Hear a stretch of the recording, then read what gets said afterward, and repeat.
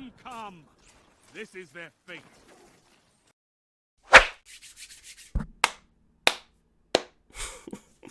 All right. Welcome back to the House of Wolves podcast. I am your host, Deontay, here with my near and dear friends, Jalen and Josh. Today we're going to be talking quite a few topics. We're going to be talking a little bit of Apex. We're going to talk some Bungie Acquisition. And then we're going to also be talking about Dying Light 2. But before we get into everything as usual, I want to thank you guys for listening. But, fellas, Jalen, Josh, fill the people in on how y'all doing, where y'all at, and what is the situation right now. I'm doing straight, but I forgot how busy school is. Been trying to Right. catch up with y'all and play some games, but it's just been a lot going on in everybody life. But I mean, Mm-hmm. pretty good. It's we actually not getting much snow here. It was a little bit, but I know that might be a little worse for y'all. I saw you using your snowblower that you invested in. Oh my Yeah, it's too God. geek for that. Too geek. That mud too crispy, boy. You seen the drip? That mud crispy.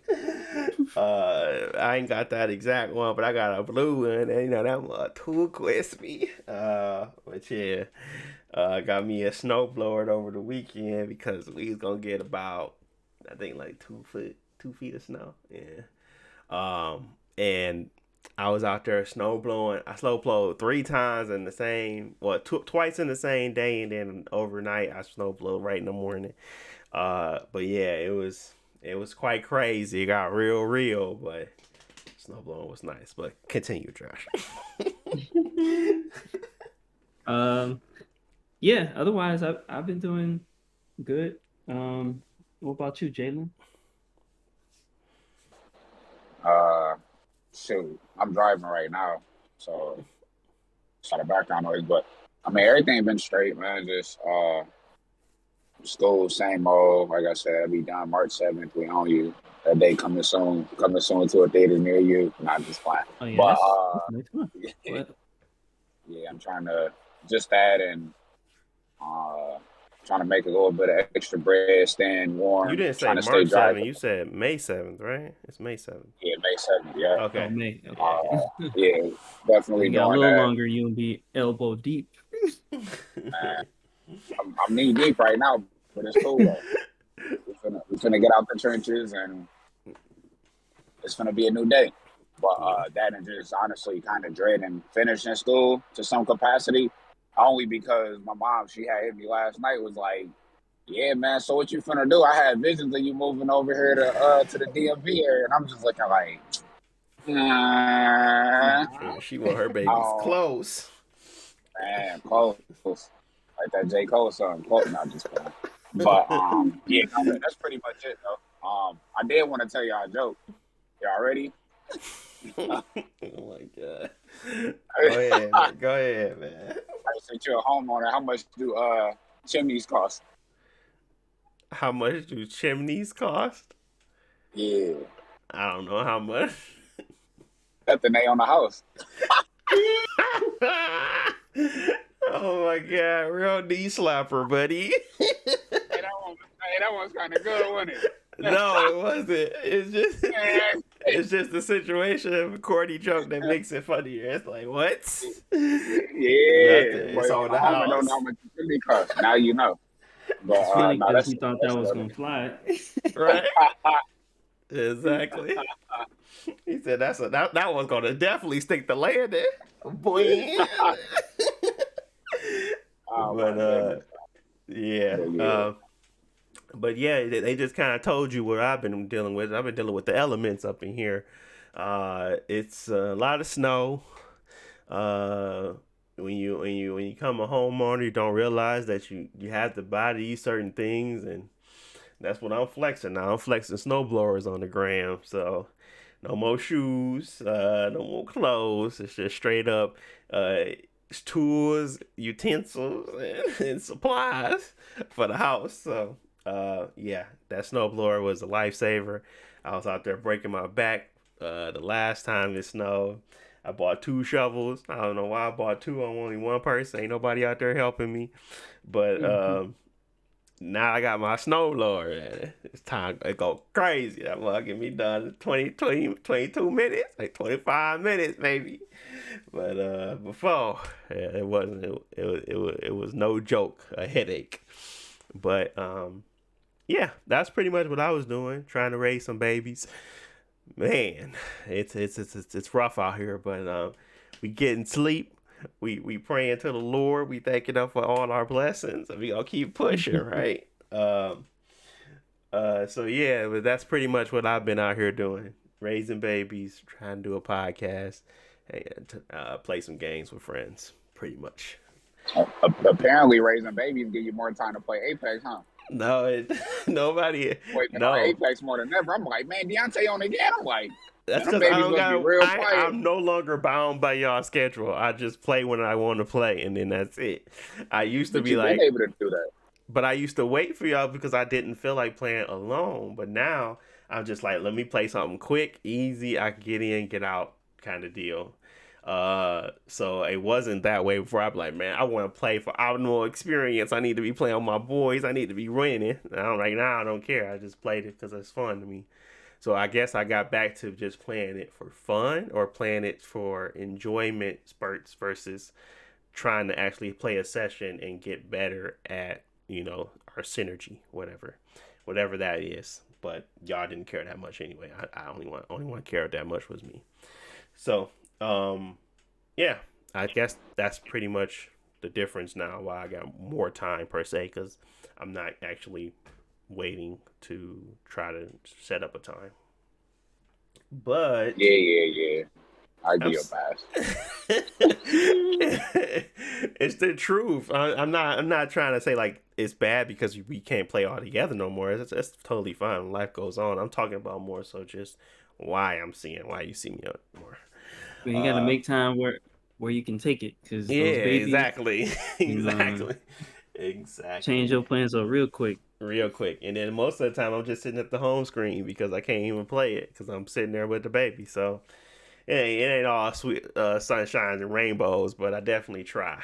Dying Light 2 single player games, that's definitely easier. I just pause and go back to it. So I've been getting a lot of that done. But we'll talk about that shortly. But first topic, now that we got our we got caught up again. We know Jalen's still in the trenches. He's trying to get out May 7th. We got Josh. He's still doing his thing with the school and working. So he in them trenches as well right now. But we all in those spaces of we still got our heads down, getting the job done. That's pretty much what it is. Until we get to that point where we feel that level of success that we all want.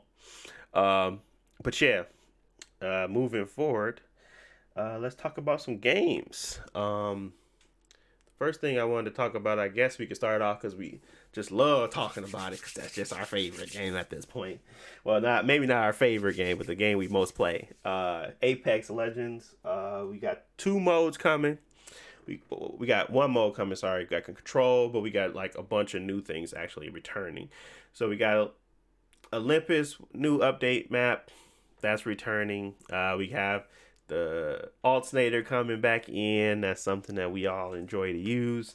I don't know about Josh, but we all me and Jalen used to definitely rock with that thing heavy. That was pretty much the game. We use that. That's supposed to be a beginning of the game weapon. We use that mug to the very end, final circle. that was the clapper, bro. People slept on that gun for some reason. Yeah, they really did. It wasn't really like utilized a lot. It was like held until the carbine, but I was like, bro, this extra movement speed, bro, that mug go crazy. I don't know about this carbine. And that mug used to hit for far. I was like, this mug kind of accurate. Hey, got a little accuracy on it, don't it? I'm trying to tell you, be dead out with that mug. You can. I remember I had ran a 3v1 with that mug. I'm like, I got my alternator. What y'all got? 3 people? I'm like, I want more than 3 people to stop me. Definitely the cleanest iron sights, like for real, because it's like it's like a floating like thing. It doesn't have anything on the sides of it. It's probably the cleanest iron sight you can have. But definitely slept on gun. But I'm glad it's returning, making its final return. I wish that hop up was coming out with it, but obviously not. We didn't even get to play with that much when it was in there because we just never went for care packages like that. But It was never in there. it was We like get old care Spitfires packages and G7. It's like saturated now. You can't really find what you really or want it to look might not for. even be anything. Get no gun in there. I used to be like, bro, this is Yeah, dumb. Like, yeah. and every time I get it, I get clapped. I'm like, bro. That's because you was on Storm Point trying to play close quarters. You got somebody sitting in the back with a triple take going crazy. But nah, so that's coming back. Olympus is coming back. The Control limited time mode gonna be there for 3 weeks. Josh, you seen some gameplay of that, correct? Yeah, a little bit. I didn't watch the whole stream, but it Tell us a seems little bit about it, if you can. yeah. So it's 99, right? And it's 3 squads on each team. And it's basically a infinite respawn like control or like domination style game mode where you're trying to control the area for points. Um, but it's the good because you, like I said, it's different from the normal pace of the battle royale where you drop in, run around for a couple minutes, grab some guns, get into a couple of fights, maybe 3 or 4 fights, then the game over. Right.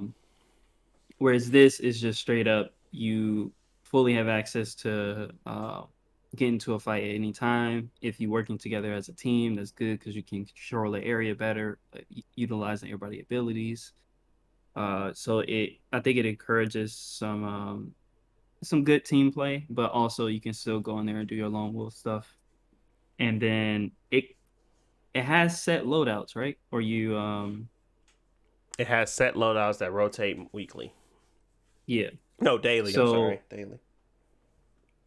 that's the part I'm okay on. I like that it does have a set loadout. I think that's cool, but I think that I don't know if it rotating daily, it's just gonna be some bad days. Like I'm gonna be stuck with the triple take and like something else that I don't want to use because it's not my Right. playstyle. But we'll see. Um, Now I but do I think know that will that they get more do drop. people. Oh, go ahead. Oh, my bad. I was just gonna say I think that it will get more people into the mode than arenas because arenas was a lot more competitive and like you have to buy. It was like the buying round where and nobody has money, and then the next round everybody has a bunch of money, so they want to Mm-hmm. splurge on like the best stuff, and it's a whole meta to just the shop, but it removes all of that, and it's just about know the map and the weapons and your team, and you get So, yeah, its control is, and this is for everybody, but control is pure chaos. Like, if you're thinking of like a tamed version of control, like you think of control, you think, okay, some people are gonna have like certain abilities, some people are gonna be able to do certain things, but 9v9 control with the type of characters that Apex has is downright crazy, insane. Like, you have trackers, you have assault characters, you have defensive characters, you have healers. Obviously, probably the weakest, and this probably gonna be a blow to Jalen, but he probably still gonna play with her. The weakest person is Lifeline because literally her passive is no longer usable. It's like once you die, you don't go into a revived state. You just die. So literally, she's the only one that's like severely impacted by not being able to revive. Like Revenant, he's like super amazing in this mode because he can do pushes to get to points. It's like you got 9 people hitting Revenant's thing, like for real, like, and they coming at you all crazy, and they get their shields back because all you do is get cracked and they regen. You don't have to heal those. You do have to heal your health, but not your actual shields. It breeds chaos in my eyes, and that is exactly what I want. I want nothing but pure chaos. I want to be able to get these crazy moments to happen. I want the synergy with having. I want to see somebody go in with 9 freaking Pathfinders or 9, whatever the case may be. I want to see people try to break the game, basically.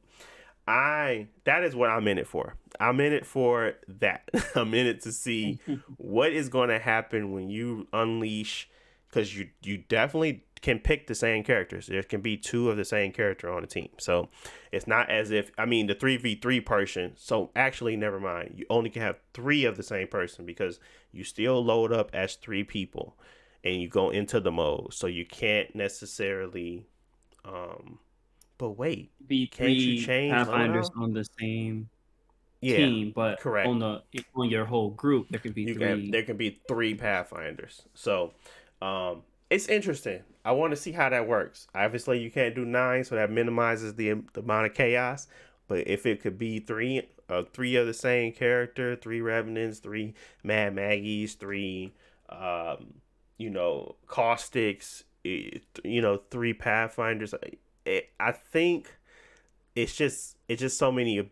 It's so much synergy in all these characters that you bound to find something crazy that's impressive that you can do in this mode. Like, I'm already thinking of ways to kind of utilize everyone's abilities, because obviously, Pathfinder zip lines don't go away, so you can become a Pathfinder at the beginning of the game, throw down some zip lines for 3 people, and have it where you can get from A to B in like seconds, just so that way you can keep getting your teammates back there. And then you can switch to a defensive character because you have the ability to change characters mid-match. So all that stuff is going through my mind. I'm just like, yeah, I want to see if somebody can really just break this mode and make it really hard for people to even push. I want to see what happens.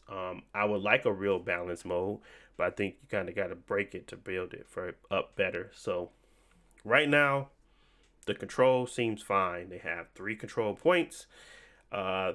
Hopefully they give us Olympus all the time, because I don't really want to play on Storm Point at all. But there is like they switch up the map, I guess, for the control. But what is it? What is it? Hammerhead? What is that place called right in the middle of Olympus? That area. We always land there. It's right above. I forget the name of the actual landing point, but that is the control map. So it's not like they built out maps to that are unique or anything. They're literally taking a piece of the map and allowing that to be the spawn point. So it's like a piece of Olympus. It's right in that middle area, right where the turbine. Then there's like the little, I think it's Hammerhead Labs or Hammond Labs. That is where basically the control points are. And I got a cough. But yeah. I think it's going to be very, very interesting. I think it's going to be one of the more entertaining modes, and I think I'm going to play it a lot for the first 3 weeks or whatever. Hopefully it comes back as an official mode, but what are y'all looking forward to? What are y'all looking to get out of it? Now that y'all kind of know what it is, know a little bit more about it, what are you looking to get out of that type of mode in the Apex game anyway? Lifeline usage. Not just fine. I don't know. I guess I don't got nothing like real specific that I want to get out, but like we had mentioned before, we haven't been playing Apex as much. Just feel like the game kind of been in a stagnant state. They got super comfortable with the way things been going. So I think the biggest thing that I'm looking forward to, or looking to get out of it, is maybe some sort of enjoyment. Like you said, it seems super dynamic because of the fact that you're gonna have 9 characters on one team. So I just want to, I want to say break the game, because they're going to push more updates, my internet trash or whatever. So I don't know about that unless they can hot fix it, but I just want to see what this game could be. And because this is something that's like really different than a classic 3v3, regardless if you're playing arenas or what's the other game type, the Battle Royale or whatever. So Yeah. yeah, I just want to see something new and enjoyable, basically. But yeah, Yeah, I think so. I think that's what we're gonna get. I think it's a lot of crazy moments to be had. A lot of shooting skills are gonna be improved. Just having that repetition and be able to just fight constantly is going to do that for us.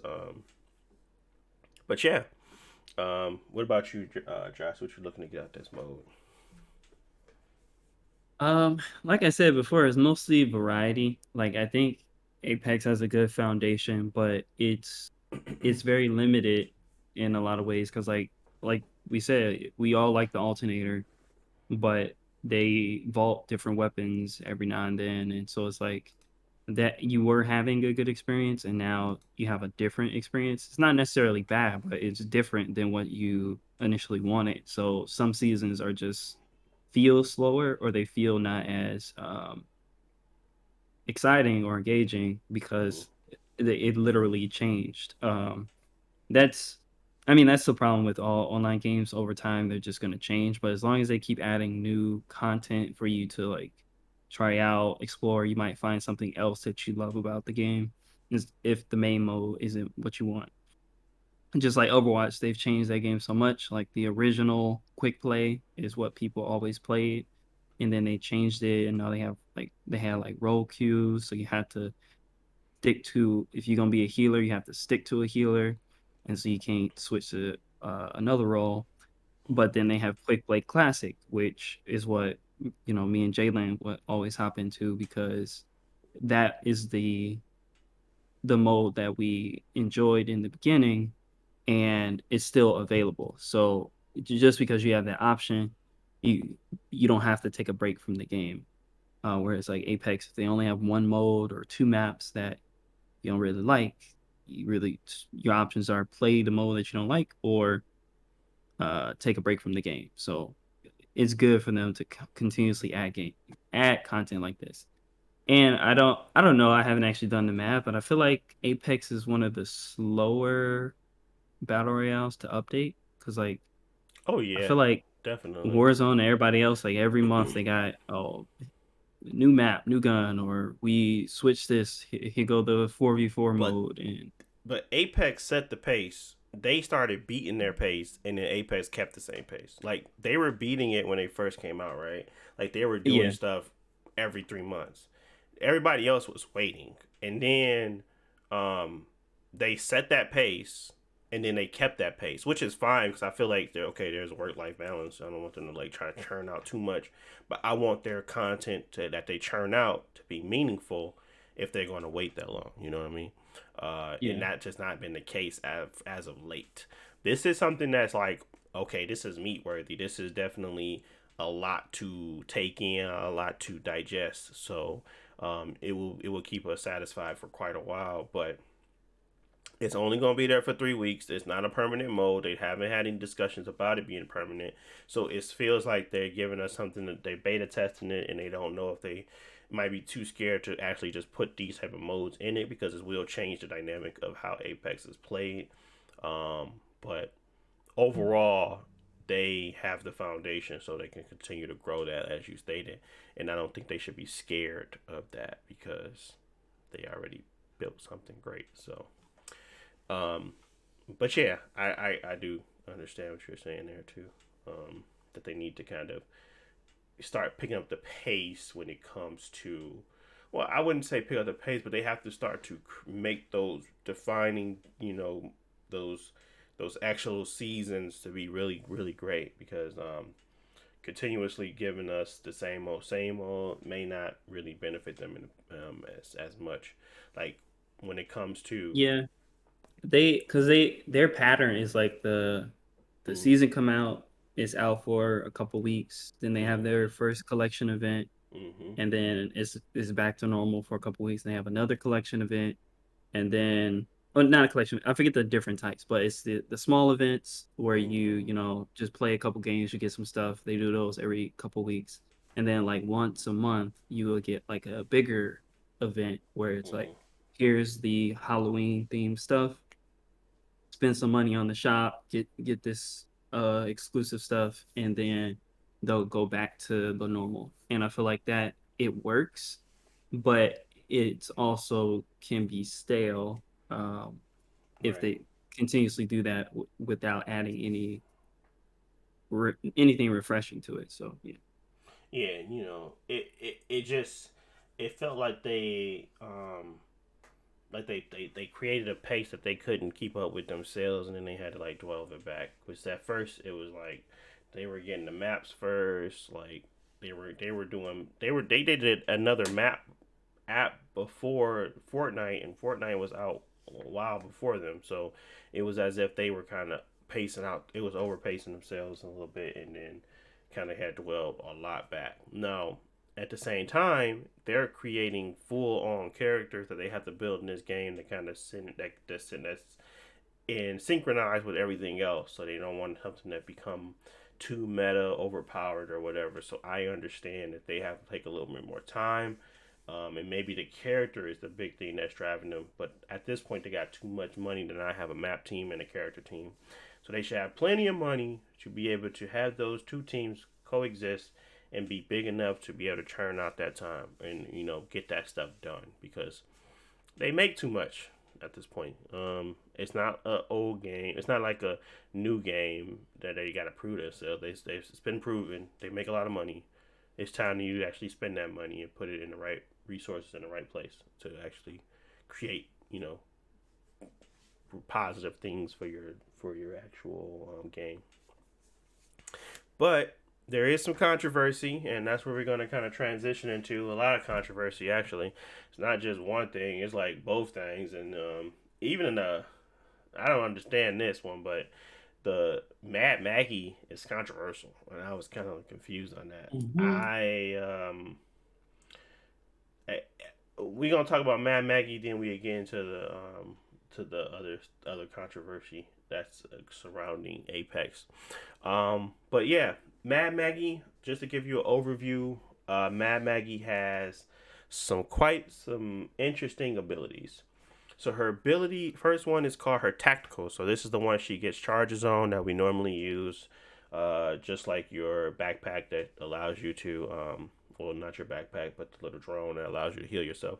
Her tactical is a drill that burns through obstacles.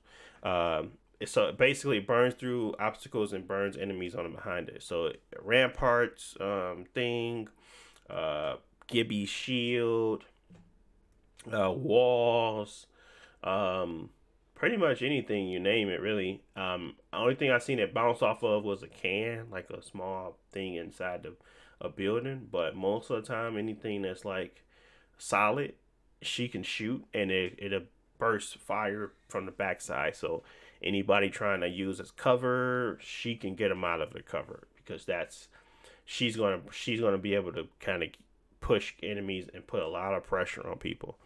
Um, Wall hacks. she pretty much got she has the tactical. So let's start there. Tactical. Um, tactical is causing people to feel like it's well, I guess let's do the entirety of it, and then we could discuss each one. Her passive ability is she can temporarily highlight enemies she's damaged. So if you get shot by her, she's gonna be able to highlight you for like 3 seconds. I think it's like 2 seconds actually, and she can move faster with the shotgun. So those are her passives. So she has a better running speed with a shotgun, so she could probably run you down if you had your weapon out. I don't think she's gonna be able to run you down if you don't have your weapon out. I think her speed with a shotgun is as if she didn't have a shotgun in her hand, and then your speed is gonna be if you had a gun in your hand equipped, then you run slower. So I think that's how she's going to be able to catch up with you. But I don't think she has the speed of like an Octane or anything like that. I think literally she can run with a shotgun as if she did not have a gun in her hand. But that's not to be proven yet. But that's the speed it looks like from videos I've been watching.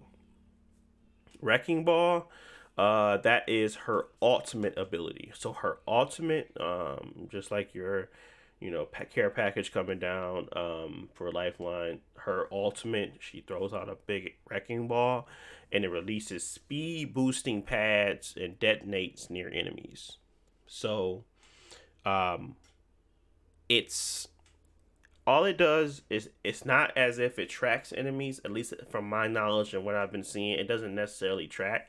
If it gets close to you, it'll just detonate. So it's not necessarily tracking you, but it can detonate. It bounces off walls. It can like seem as if it's tracking. If it's tracking, then that might be a little bit interesting. But as of now, it just looks as if you could throw a decent shot. You could probably hit somebody because if you're in the vicinity of it, you're going to get detonated on.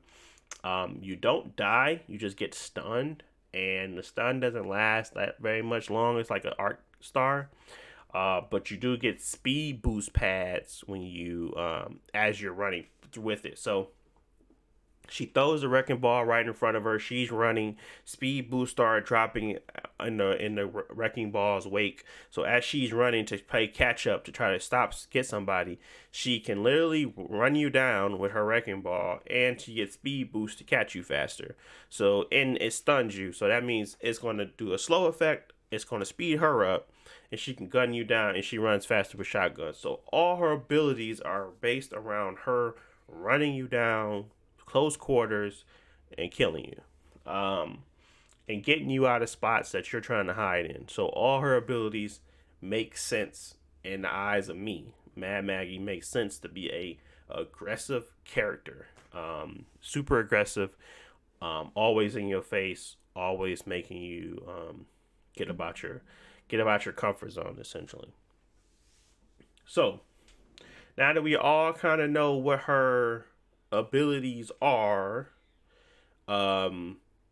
let's talk about the biggest concern is that now it's her tactical and her passive. So people don't like that she has a scan feature. She's not a recon character, so why does she have a scan ability? I don't feel like it's a scan ability. I think it's a highlight feature, and honestly, it doesn't last that long. Yes, she can know which way you ran, so it's really just plays into the point of what she is. She gonna run you down. I don't think that information gets passed along to your teammates. But if I'm wrong, that might be a tough sell. If it's only for Mad Maggie, that makes sense. But if it's for all teammates, then that is a scan at that point. Her tactical is even more so. People concerned. People feel like now we have a big counter for Gibby. Gibby's shield never was able to be penetrated. Now this thing here can penetrate Gibby's shield. So Gibby is really big in the late game rank system. So that can be concerning for people that really like to play Gibby and try to use his shield as a way to stop and prevent damage from coming in. You can't do that now with Mad Maggie. Mad Maggie's on the field. She's going to shoot through that with her thing, and she could damage you from inside. No one can ever do that. Fuse couldn't do that. No one could get inside that shield unless you physically walked inside. Now, Mad Maggie has that ability to do so. So,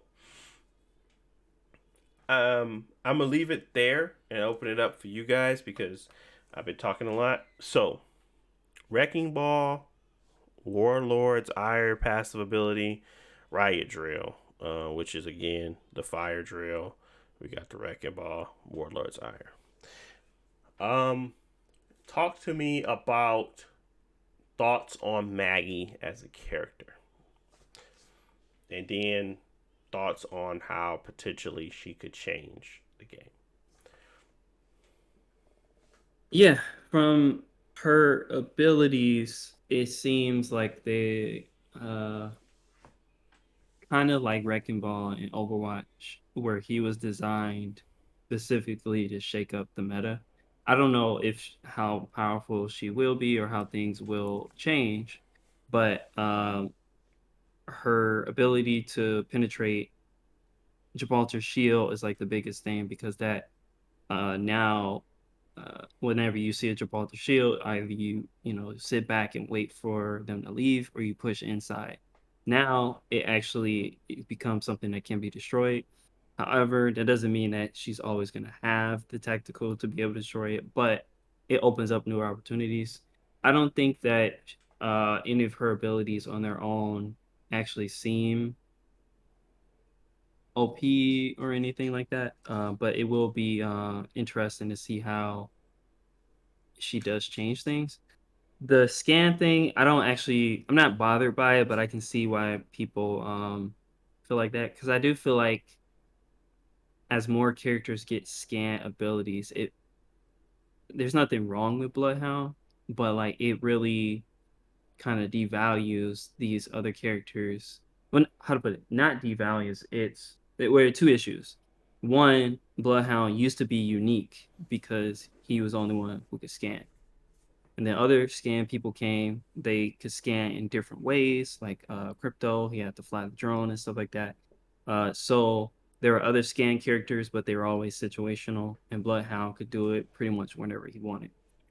But now with Seer and Maggie, to a certain extent, more and more people are getting the ability to see through walls, and it makes the game to the point where it's kind of like Call of Duty, where there's like always a UAV in the air, so somebody always knows where you're at, and so it changes the dynamic of the game where hiding somewhere to heal up becomes much more difficult because now there are like 4 or 5 different characters who can see you through a wall. Um, so that's not good, but we have to see how it actually plays out. Because like if her ability isn't actually that's good, that's fine. Because I think people are saying that they included it because she needs to be able to see um the ability on its own is not good, but paired with her other abilities, it will create good synergy. Like Mm-hmm. she shoots you, you run behind the wall, and she can shoot the thing through the wall to actually push you out. Otherwise, she got to shoot her ultimate blindly, and it's probably be wasted at that point if she can't see through the wall. And I plus, since she's a like super rush character, having that information will be important because the idea that I get from her is like in Apex, a lot of people will run away from fights, and mm-hmm. Maggie seems like the character to like rush people down who are retreating, and Exactly. that will help out being able to see where they are. Exactly. Agreed. Keeping a close eye on them, having the ability to throw a wrecking ball and get speed boost to chase them even further, and then having a riot drill to if they try to hide behind something that she pushes them out. So all her abilities seem to work in her favor of I'm super aggressive. So agreed that synergy is that's a key point. It's just making sure that everything else in her kit is used to the utmost, and she doesn't feel she doesn't feel like that small piece of information makes everything about her kit much better. So um, it just allows it to be utilized the right way. If it wasn't there, it would be kind of like really difficult to kind of prove or to try to create those moments, and because it's like split second, like when you're chasing somebody, they can really get away, especially if these movement characters that are really good, like Pathfinder, like Valkyrie, they have height over you, and sometimes her pushing with her fast speed boost ain't gonna help her. So sometimes that extra and bit of information, be able to shoot her tactical riot drill, shoot right through a wall where they're trying to heal and break and just make them knock them down. That's all will help in creating that aggressive character, because okay, she's aggressive on the ground, but what about when I get in the air? What about when I get up here? Okay, now she got this passive. She shot you. She know where you just landed. Now she throwing them tacticals at you. So I think because of all of the type of characters we have, when it comes to these boots on the ground characters, they have to have some form of scan to be able to keep up with everyone else that can move and jump and exceed expectations when it comes to mind bending tricks. So I'm okay with the scan, to be honest. It makes you understand that if you're fighting Mad Maggie, probably best not to run. You have to catch her off guard. If she's pushing heavily, you can probably kill her if you don't run. But if you and it's not like anything that's gonna stop you, or nothing in her kit that can stop her from being hurt while pursuing you. All she's gonna be able to do is hurt you while you're running away. So nothing in her kit will stop you from getting hurt while she's pursuing. So that is the counter. The counter is to just fight. That is what you need to do. If you're scared of fighting, then that's not on me. I understand where it comes into, later gameplay, and you have to be a little bit more passive, and you have to be a little bit less aggressive, and you have to be team oriented. You can still take down Maggie being team oriented. It's just going to be tougher because simply her kit is not meant for you to sit down and wait. It's not meant for her to sit down and wait. Her kit is meant to be aggressive. It's not a kit that's made for speed, but people treat it as an aggressive character. No, this is legit their aggressive character. This is the assault character that truly should have been in the game for a very long time, simply because all of this makes sense when it comes to trying to chase someone down. Bangalore gets shot at, and then she moves faster. She doesn't pursue someone. Bangalore is an assault character, but she has every ability to be defensive. She runs away. She has a smoke so that she can get away, and then she has her things where she drops them down again, not aggressive, because literally they're meant to cover ground so she can still get away. It's not like you want to run through those after you throw them down, because guess what? You're going to get hurt. So it's all meant for you to get away, and she's supposed to be an assault character. That's not right. This here is the character that's meant for assault. This is the character that you're supposed to actually have. It's plenty of them like that. Octane, he's not an assault character to me. He is a character that moves his team effectively, but he's not an assault character. He literally stems himself and hurts himself to get closer to you. Only reason he's good at it is because of movement. What stops movement? Actually, good abilities, good scans, ability to throw a wrecking ball and smack somebody out of it. A riot drill that can stop someone from jumping in and out of cover. They literally have to fight you. So all of her abilities just makes me understand even more this character should have been in the game at the very beginning of the game, because literally there's no other character like this. Fusey is okay.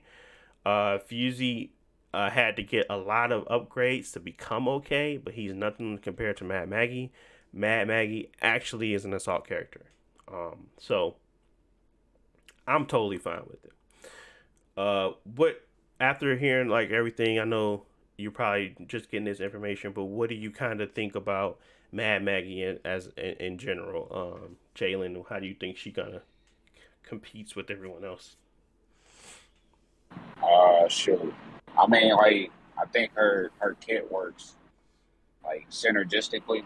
And it like kind of play based off what you told me. It like plays off each other. She moves fast with a shotgun. She can get people from out of cover. She can tag people to some capacity, and then she can get like a speed boost item and stuff like that. You said the wrecking ball hurt people too, or like drop the detonates or something. It detonates next to enemies, so it like Detonates, okay. Yeah, so it stuns them. It basically stuns them, so they can't go fast. Oh, okay. So it boofs them and then stuns them, so it can boof you like across the way. Yeah, so I mean, two things. I don't actually know like her cooldown times and stuff like that for her super or her tactical. Mm-hmm. I think those gonna be like critical. And then The other thing is how much movement speed does she get from the shotgun and get from like the little speed boost pad thingies or whatever. But It's like like I it said, always nonetheless, makes sense for her to have a shotgun on her. yeah, I mean, she, in my opinion, I mean, I don't think the tag thing is like a bad thing. I could see where people can have some frustration and stuff like that, but I mean, I feel like it's only so many bases that you can cover in the game, Hmm. and before people start kind of intersecting with other people's abilities and things like that. I mean, Fuse, he can, it's special like scan people. I mean, and it like stuns you in the thing, and you take damage and stuff at the same time. So, That's what I'm saying. I Boots on the ground characters, yeah, like those boots on the ground characters. It's really hard for their stuff not to be good unless they have some type of scanning. You know, um, yeah. So I mean, I mean, I it's don't really know. hard for I them to don't be think it's good. that big of a thing if it's like 2 seconds or whatever. But I think it's like you guys are saying, it's pertinent information because I mean, if she like, I take her name Mad Maggie, she probably some type of like emo bullheaded character type, so to speak, or whatever. Why does So that I mean, matter? I mean, like, I mean, it's just like a archetype, like a character. I mean, Yeah. like the way she looked and stuff like that is just an archetype. So I feel like the way she looked, that her name and all that stuff supposed to coincide with her playstyle or whatever. So, um, her Russian, being bullheaded, all that type of stuff or whatever. I don't know her lore and all that type of stuff. I ain't look anything like that. But that it can be more bullheaded if you didn't have that information. So therefore, you can just rush into bad situations where you probably shouldn't be at. So I think that little bit of information can at least help you out a little bit. I don't know the extremity of her scan or whatever, but or the yeah, but the extremes of it. But I think that scan is kind of needed for somebody like her, especially in a game like Apex. It ain't like Call of Duty or something like that, where a lot of people are Hmm. standard. You can figure out, you can gauge what you're finna rush into or whatever, and I mean, you still got to damage the person and stuff like that. You don't even know where they team and stuff at, so it's not like you get a full blown scan by, all right, we got Buddy up here on this roof, we got Buddy here. You still gonna have to risk your life and like rush in, But that's Hmm. me, the little understanding that I do have. I don't think it's gonna be that big of a deal because everybody can you can still mark people and all that type of stuff in the game too. So I don't think it's going to be that critical, if that makes sense. So Yeah. No, um I don't think so either. I think people are making a little bit more about what it is than, I mean, they're doing, they're making more fuss about it than what it will be. I think she's going to come in and she's going to be a really good, solid character. I don't think she's going to be overpowered. I don't feel like she's going to need a nerf, but we wait to see. Really depends on how fast she gets her stuff back and how quickly she can like really bring how quickly she can move with a shotgun. Like if she's like, almost octane level moving with a shotgun where she can just get to you so fast where it feels like just unbearable to play against. That makes a little sense, but I don't see that happening. I don't see shotguns being that great. I mean, even in the most skilled character players' hands, they can hit for 22. Um, it's not like they're so overpowered that shotguns can't be outgunned. You can outgun a shotgunner any day of the week. This is not, Destiny. So I yeah, don't so I see her. don't Yeah, Yeah. I I don't. don't think Yeah, I it's don't see shotgun. her being a problem because, like you said, Apex doesn't have the mechanics that make this type of character like dangerous. Because like Mm-hmm. in like Destiny, when we were blink shotgunning, that's because we had movement, we Mm-hmm. had a strong shotgun, and people would sit back or try to retreat from us, but that gave us the advantage because like we'll throw the axiom bolt and get them moving, and now Yeah. they basically in our trap. Whereas like Maggie, she has no defensive abilities, and like even with the best shields, like you can't actually take those many shots, especially like if you run up in a room by yourself. Mm-hmm. Um, and like there are no defensive characters that are just gonna buff her other than Revenant. And luckily the Revenants they don't get that much health, but that will Yeah. probably be her biggest benefit where she can run up in there without worrying about dying. But there are no overpowered just like rush abilities. No, agreed. I think maybe throwing her tactical down, getting them out the building, and then following up. Like she has tactics she can move to do to create. She can create a better situation than somebody just sitting in the back hiding in the building. Like I would run up in there, throw my thing down on walls, and try to get them to come up outside. But at the same time, it doesn't cover like all of the area of a room, so it's not like it's gonna be like they can't just sit back and wait for it to stop spewing hot lava. So, yeah, I think we. Yeah, I don't. Mm-hmm. No, No, go ahead. Finish your point. Yeah, so like that, like Josh saying, you're not getting like more defense or anything like that. I mean, I could even see them if they want to add maybe like some type of like defense buff or something. That's pushing it and stuff. But I'm just saying, like, if they found like she was just getting like smacked or whatever. But anywho, I personally I like to rush in the game, even though I play a lifeline. I mean, I already told y'all why I play a lifeline. Ice cold scans, you know what I'm saying? But not just playing. But she like a character that I actually be like, all right, I might actually try to play with her just because. I mean, they bring an alternator back, then they got shorty like her. I'm probably not gonna play the shotgun. Not gonna lie to you because they too inconsistent. Unless she get like a good enough speed boost and I can run with an Eva 8 or something like that. Because I'm not picking up a Peacekeeper. I'm not picking up the Master. I ain't got time for 12 damage and all that other type of stuff. Party crasher in this mug, then should be a problem. Yeah, bring a party crash from Matador 64 fell Winter's Live, one of them things. When was it? Rangefinder? We used to have one there. Yeah, rangefinder. Yeah. What was it called? Shot package. It was full choke.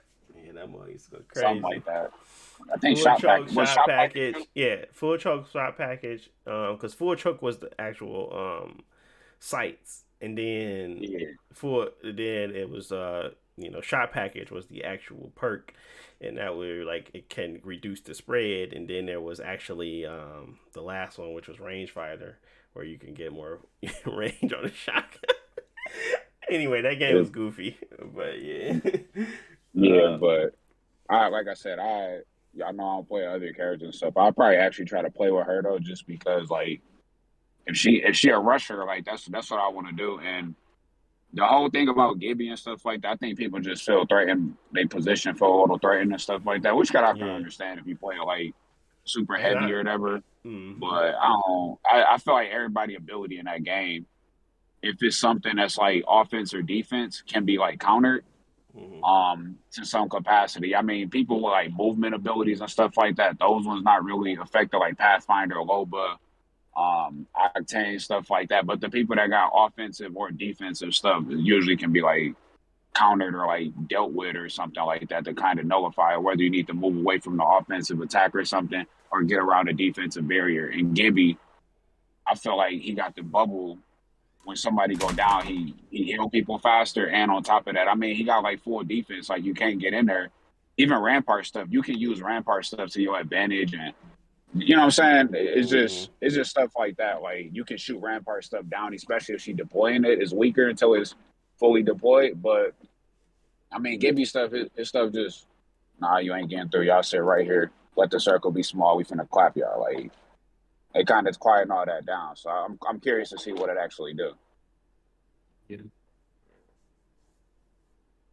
I will say that it's not an issue now, but I don't want them to, how to put it, keep designing characters as like counters to other characters, because that really became an issue for me with Overwatch. And even to an extent probably something like Rainbow Six, but we didn't play it enough to know that. But like if they make a character like Reinhardt, he was really good when he came out, and people really used him, and so they came out with the character Orisa, who was like a counter to him, and that was okay. But then their next tank was a counter to her, which was like Wrecking Ball, and like it switches up the game so much that how to put it, they keep putting in throwing a wrench in the works to like shake people up, but then you do it so much that it doesn't even feel the same. It's like because now when you play Overwatch, Wrecking Ball just get on the point or whatever and spin around for 3 minutes is like, who thought this was fun? Yeah, I mean that's what people do. I mean, at the end of the game, you literally you get the people, they switch to their bastions, they switch their wrecking balls, and they literally just spin around a point or whatever to keep it in overtime, or spin around a point or whatever to keep y'all off of it. You know what I'm saying? So it started becoming a rock paper scissors game, and that's not what you want it to be. You want everybody to have their own identity, so they can be, maybe they don't need to be 100% viable at all times and stuff, but they should still have some viability. And I shouldn't be forced to switch because y'all want to just make counters and stuff like that, because y'all really just backtracking y'all, like, messing up y'all work that y'all doing. And it's, Yeah, they should bring something new and refreshing to the table, and not just like you said, make it a rock paper scissors situation. Yeah. No, I agree, and I think I definitely don't think that's what's happening in Apex, and I'm glad for that. But I just think they can. I mean, everything can always go wrong. It's not like they can't do it. I just think that we can agree that probably isn't that's an extreme that's not gonna hit with this type of game, because it's not as team oriented as that game once was, as that game is. Yeah, it's not like one person could effectively stop the entire server. One person could effectively stop the entire server on Overwatch because of one thing that they're doing.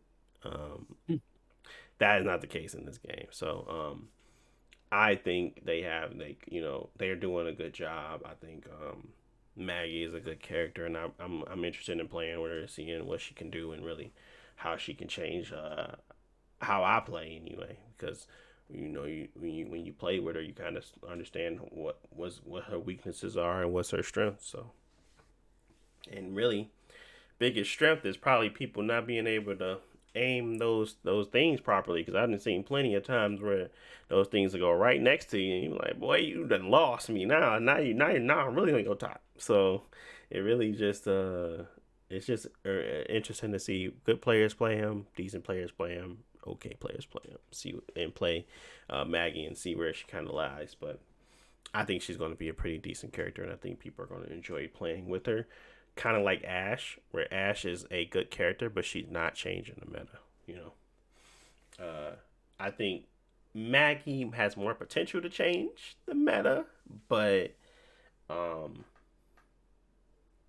all to be seen in the future. But now that we kind of got that out the way, there's a lot of stuff about Mad Maggie. Dang, this is an Apex episode, ain't it? We're going to be talking about the Bloodhound skin, the controversy around microtransactions in this game as usual, and how much it costs to get this heirloom or mystic skin that changes as you level, or get as many kills you get.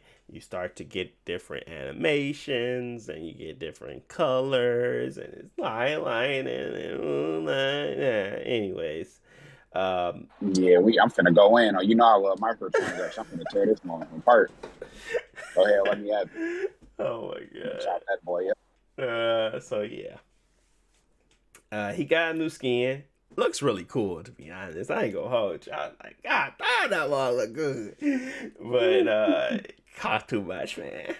But at the end of the day, if you already gonna spend your money on the game, what is the real complaint? I think people feel like Jalen's point is really sticking home right now. Jalen said, if I can't see my character, why am I paying this amount of money for other people to see said character? I can't even see it. And I think that's what really is like the biggest point coming across for this heirloom skin, is essentially that y'all charging this much for a skin that I can't even see half the time. Most of the time, actually, like 86% of the time, I can't see it. Y'all charging this much. And I guess just people are really not digging it. So A lot of controversy around this. I kind of know everybody's thoughts, but I kind of want you guys to reiterate it for the audience. Um, there's a Bloodhound skin that is worth $130. You got to pay the collection event. Normally, during the anniversary events, they would allow you to do a collection, and you just get heirloom shards, 150 to buy whatever heirloom you wanted. Now, this has been replaced with this skin, and instead of you getting that, you get this skin for Bloodhound. It's specifically for Bloodhound. Obviously, this is not the first one or the last one to. This is not the last one to come. There's probably going to be plenty for each character, so that's a lot of money to be charging for these types of skins that you can't necessarily see. But at the end of the day, we all have to remember this is all optional. You don't have to buy anything. So continue.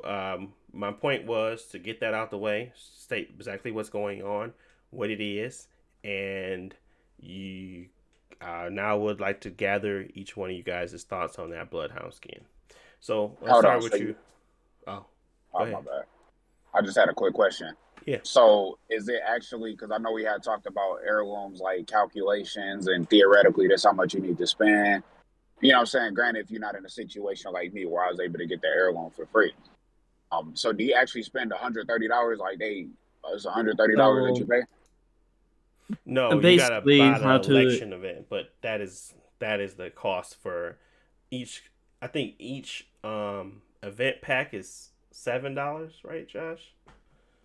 something like that. Because basically, the issue with this is that even though the heirlooms, there's like a rare chance that you can get it 100% for free, or if you're playing the event, maybe you can get a couple, spend a couple crafting materials and reduce the overall price that you have to spend to get the heirloom. With this, there is no way to get it for free. Um, be, realistically, because you can't use your crafting materials if you've been saving them. I mean, your heirloom shards if you've been saving them, and the amount of crafting materials it costs to like craft everything in the shop is basically impossible to get. So you have to, what is it, 24 packs? You have to get 24 premium packs, and those packs are expensive. And so realistically, if you do the math, if day one that he come out, if I want to get him, it's what, $130. I If think you it's play like 130. week, yeah, if you got a couple crafting coins to like craft some other stuff, you can hopefully reduce that. But there's no way you got enough to craft all 24 premium items because some of them cost 2,400 for one item. So it's, I feel like, I put it, there are people who want to spend their money on the game, and that's fine. Because if I see something I like in the game and I want to support the developers and I want the content or whatever, I'll spend the money because I'm enjoying the game. So I don't think that it's wrong to have like really premium content like that, but it's not like they're doing it uh as like a courtesy or anything. It's about making money, and that's exactly why it's so hard to get, and there's no way to get it for free because they don't want people to get it for free. They want people to spend $130 to get this item so that they can make money off of people.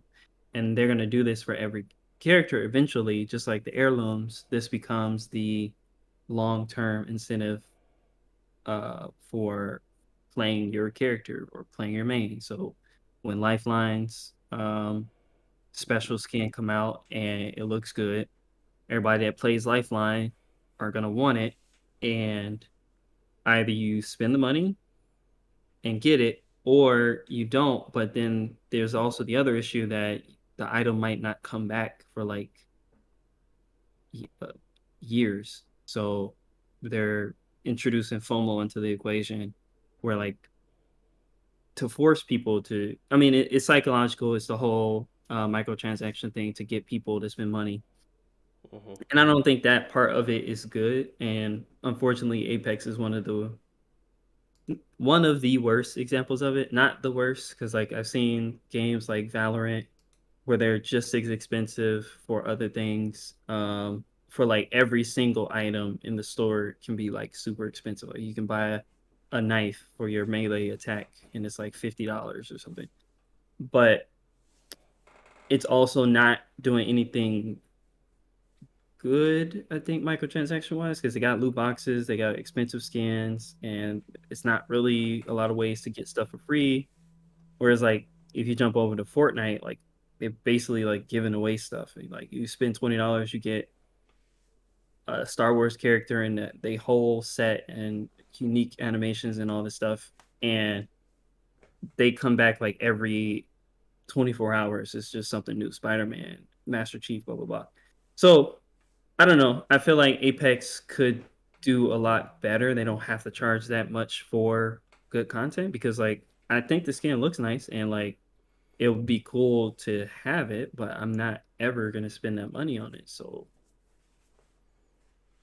I guess Yeah, I'll never see it. exactly. So I am under the cloth of $7 for 24 different items, right? I am an individual that plays with everyone. At some point, I've played with everyone except Crypto, and I'm probably gonna play with Crypto once he gets his buff. So, um, I look at it as $7 24 times. I don't look at it as in I have to pay for this one item 130. But at the same time, I don't want everything in your set. I don't want everything that you fork over as $7 worthy.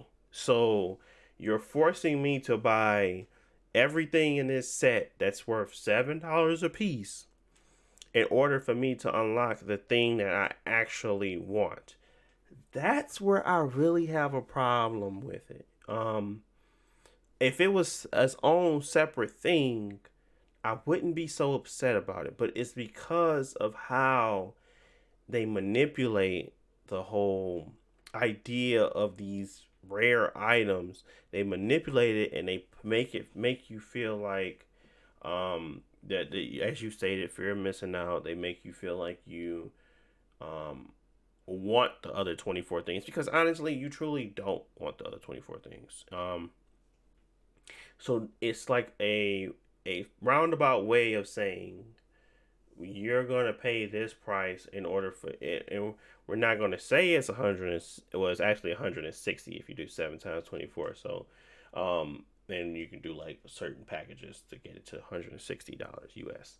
But it that is the price. You cannot dispute that because if I don't pay this amount of money, yes, I can craft some things. Yes, I can do this, but I will never have enough crafting materials to ever outright get all 24 of your items and not have to pay a single dime. So this this astronomical thing that you guys are saying is possible to have is never true. Um, Now if they put it where they can get it for an heirloom, literally making everybody only be able to get one free heirloom is crazy to me. And there's no other way of actually getting one or actually having one. There's a small chance, but I don't believe anybody on a free account has ever got more than two. I don't think there's ever been a person that has 3, 4, 5 on a free account. So, um, the most someone has ever gotten is probably 2. I'm not buying anything. So, knowing the statistics, knowing and understanding this, um, my thoughts are that this tactic should not be deployed. These skins should not exist. If you're going to do it this way, they should not exist. Um, People have supported and played this game for a very long time. Premium content is a thing, but premium content locked behind other content is a disaster. To be able to say, well, we're not charging you actually this amount of money, but you do have to buy every last one of these things in order to get it. Um, that's a very, very, very, very terrible tactic. I don't think these things should exist. Just like I don't think collection events should exist. I think heirloom shards are okay. A rarity. It should be something where if you get it, you get it. If you don't, you don't. Collection events shouldn't exist. Um, but and they do. So, what is a solution for this type of rollout? Every time this happens, every time we get a collection event, they put it behind a paywall, one item that everybody may want, or maybe people may not want, but they do it every time. What is a better solution for this type of, I don't know, method? What is that solution? I don't really know. I think um I just think that this here is very manipulative, and I don't see it getting any better. I just see it getting Yeah. worse.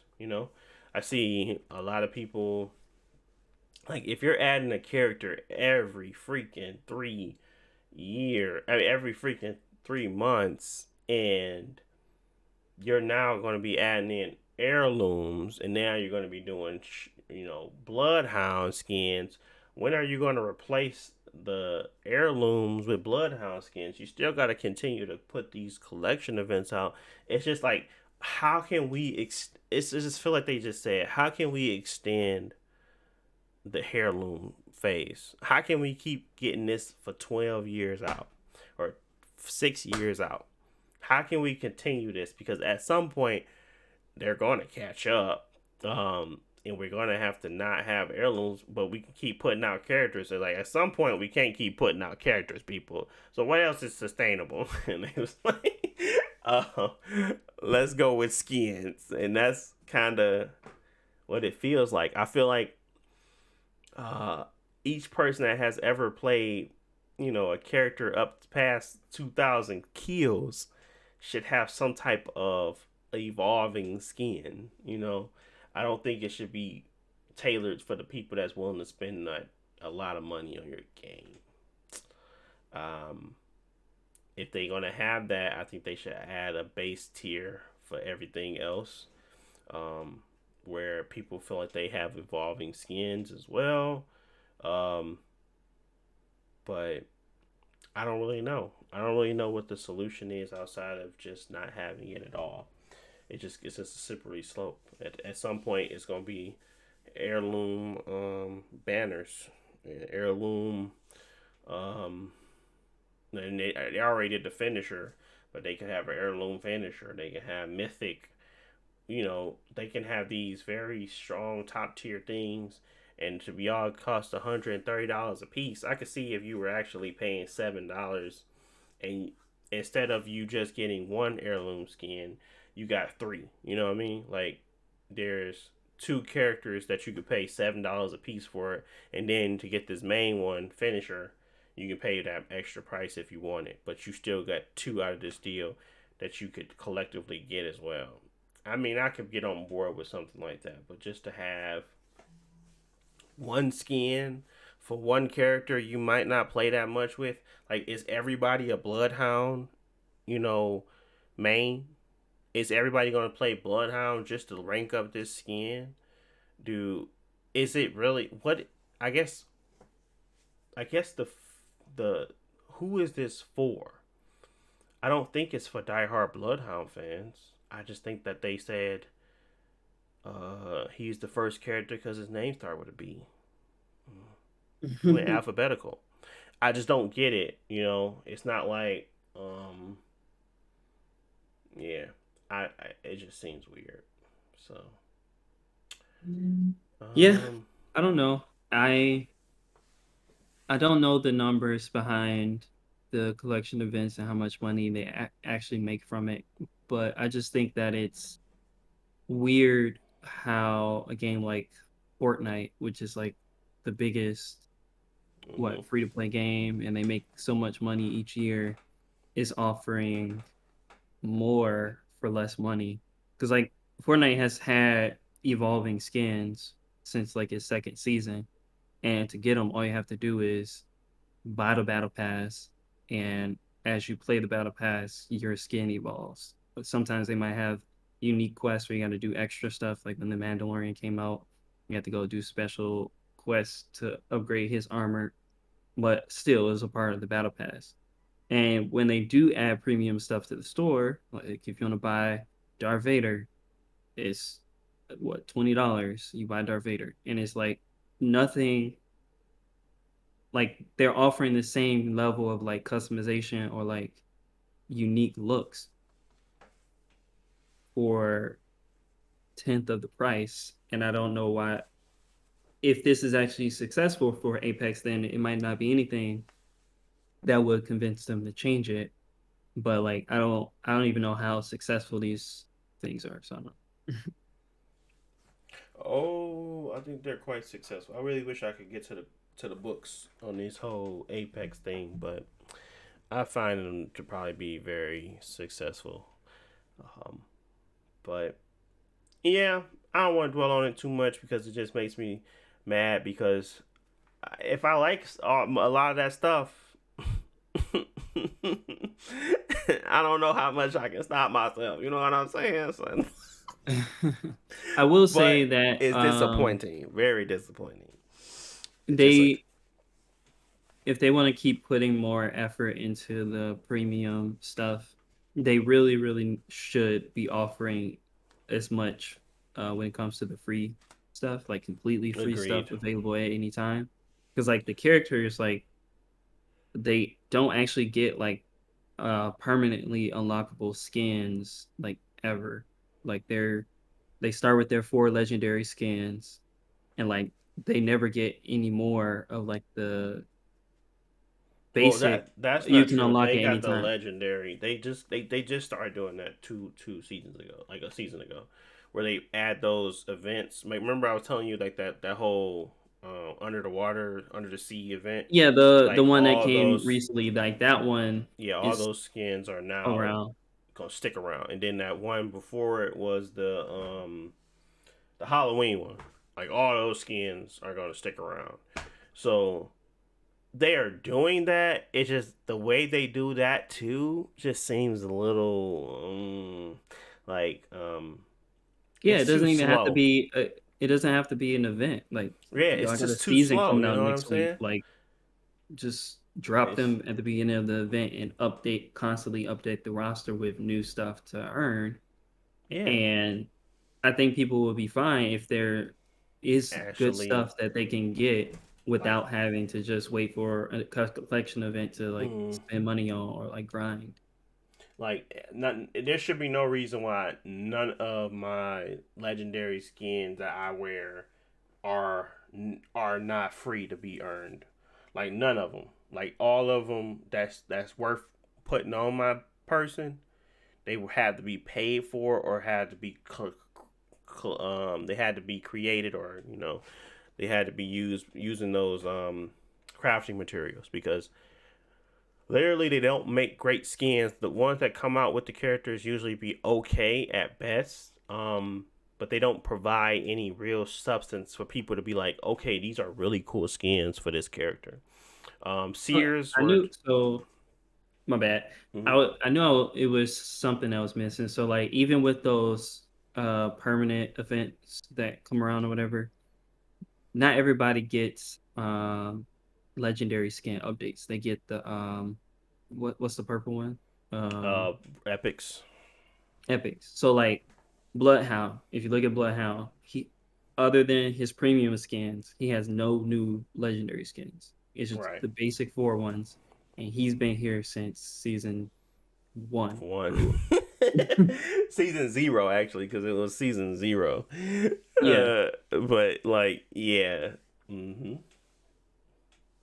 No, it really does suck. I ain't gonna hold you. I'm not trying to defend them. I'm just telling you what they tried to implement, and it was not a good way of doing it. I just know that yeah. they are now providing constant. They're providing a ability to have unique skins, even though they cost more than the regular skins that you can create.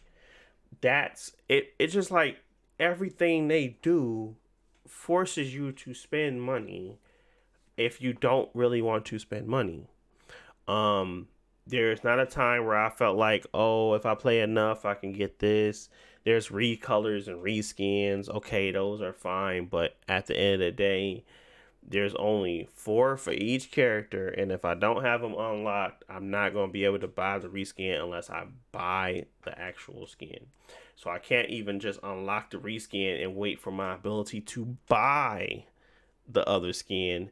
I literally have to buy it and then can afford to buy it with the currency they allow me to use.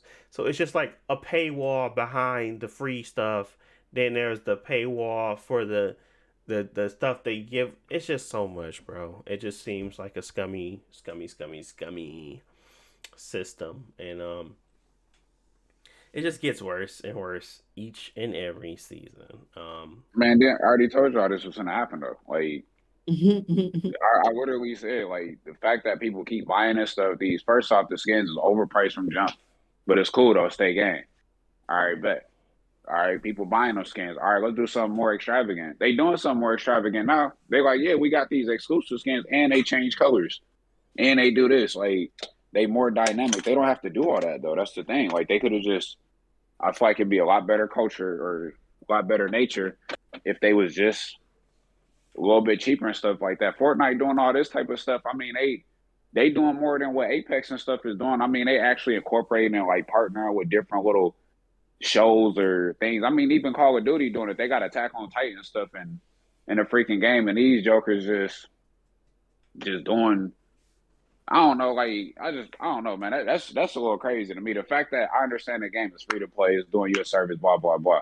But when you have to start paying extra money and or not have to, but they give you the option to pay more money, and they just kind of they really seeing what they can do, and people gonna go bite for it and stuff like that too, and it's just gonna make the environment a lot more trash than what it is. I mean, until the players start standing up, that's just what they finna do. I mean, it's EA running the show. Like, I mean, you got Respawn and stuff like that too. But like I said, I already said all this stuff was gonna happen. They gonna keep going. You give them an inch, they gonna take a mile. We gonna see how far they can run with it, and then they go by, all right, my bad. We ain't really mean to do that. We apologize. We fix it to, you know what I'm saying, give a little PR stunt or political stunt or whatever. But I mean, I can't say I'm surprised that they actually doing that though, because from jump you couldn't even craft everything in the game because they don't even give you enough items and stuff like that. The way them craft, like I said before, the crafting materials, how saturated the drop pool is. They keep releasing new characters, making your drop pool more saturated and stuff like that. And they want you to buy little things like the badges and all that type of stuff using crafting materials that you nearly won't have enough to get a fraction of this stuff because you can't get enough crafting tool items in the game in the first place. So now they got items that you just can't cop them. You need to actually spend money and stuff like that. Like that's beyond me, bro. Like I can't even lie to you. That's dumb. That's flat out stupid. And they capitalizing on the what people gonna do. I mean, it's different if streamers go. I mean, obviously streamers and famous people are going to get them because they get in donations. They might get more views if they cop these, you know, all that type of stuff. Well, I can get this if y'all, you know, that type of stuff. But the regular Joe Blow, hey, bro, we need that. When you said 24 times 7, I was like, hey, that ain't 130, bro. So I might not be able to do math. Maybe my calculator can't either, but that junk ain't 130. Like, no, that junk said 168. It's 168, but I'm pretty sure they do like those little, you buy a certain amount, you get like a 400 or 1,000 extra. So that's where it becomes 160 versus 168. But yeah, I agree. It's a racket. Honestly, truly. And I really don't see. They getting over. They definitely getting down. They getting down like a mug. And they doing minimal effort too. I really feel like it's minimal effort. They haven't even upgraded the game for the new systems yet. And they putting out skins and stuff though. They ain't gave us no updates. They ain't put the alternator back. They ain't did none of They that junk. doing You know what it. they They put out? doing it this season. They You doing know it what in they 2 put out though? days, man. Hey, 2 y'all want days. Olympus? Man, we want Olympus too, bro. But hey, we making these scans. You want these scans? Boy, I mean, we don't want that much for them. We just want, just throw us like 15, 30 or something like that. 40, no, 168. I mean, but think about it, bro. You getting all this stuff for the characters that you don't even play with. But you getting all this stuff though. Think about what we doing, bro. Like this junk icy, bro. I know you can't see your character. I know you can't go run around in the overworld. Even on Fortnite, before you in the pregame lobby, you can run around and go flex and dance and nay with people. I know you can't do none of that either. But just come get these scans though, bro. I'm telling you, these scans is gonna change your life. Even though you can't see them 86% of the time, they're gonna change your life, bro. Think about all the hate 86% mail of the you can get. time. Nah, yeah, right, bro. You buy them scans. If somebody buy them scans, I'm gonna go buy them some clown shoes, some makeup, and then I'm gonna red puff balls on their head. So they're gonna be Oh a my certified goodness. clown. Man, what you Let talking me about? know. Maybe somebody just want it because they think it's nice. I don't know what you mean. What you talking about? Yeah, man. You can think it's nice. That ain't mean you ain't gonna be a clown. They finessing, bro. They doing a minute like this past season, like 2 seasons where Apex been trash, talking straight cheeks. You feel me? And then they wanna put the doggone scans out there and man. Straight cheeks, son. It's the alternative Like, gun, Spitfire gun, straight cheeks. cheeks, Store bro. point Cheeks, man. I'm like, bro, stop playing with me, man. This Quit dude funny. playing. They just Alright, they know what they doing though, bro. And I'm Yeah. gonna digress. I know y'all they getting down and y'all are giving them that's positive. I don't know if it's positive reinforcement or negative reinforcement. Oh Y'all my reinforcing something. They ain't reinforcing They nothing, G. going You know past. that's all them, man. That's them. Ain't nothing on me. That's on me. I don't pay for those skins. Man, you know me, bro.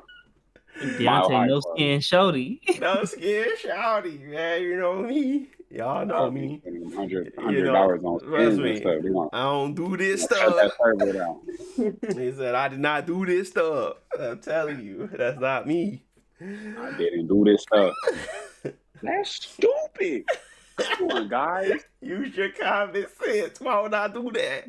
Use your common sense. That boy said, That's stupid. Use your common sense. Now, why would Kelly? Kelly? Man. But yeah, dude. Yeah, they are getting down. It's interesting to see, and hopefully it is. Hopefully there's a boycott going on. Boycott Apex. Hopefully that actually impacts them. I think we just have to wait for the actual skin to not be on the market for us to actually make an effect. Because if they boycott it for the first 2 days and then everybody go buy it the third day, then it really didn't do anything. But if they boycott it to the point where nobody buys any of their stuff and it actually works, hopefully that is the situation. I don't think Apex or EA is planning to change unless they really see some pocket difference, but we will see. But next thing we want to talk about, I think the last thing, or no, 2 things. God, dog. We got to talk about Bungie Acquisition for Destiny. I know you don't want to talk about Destiny. Jay don't even want to hear about Destiny. No. He don't want to see it, think it, or even hear that word, dog, no more. He said, I'm done with it. Don't talk to me about it. I'm not downloading it. I ain't doing none of that. Axiom Bolts did come back. Them boys is strong now, but I digress. Destiny, Bungie, because that's pretty much their only IP. Sony decided to buy them for what, 3.2 million? How much was it? 3.6 or something like that. They decided to buy them for $3.6 billion. But I will also say they also announced that they're investing in like retirement and like employee incentives. So it's more than 3.6, but that was the asking price for the company, and they're putting in extra to keep the employees.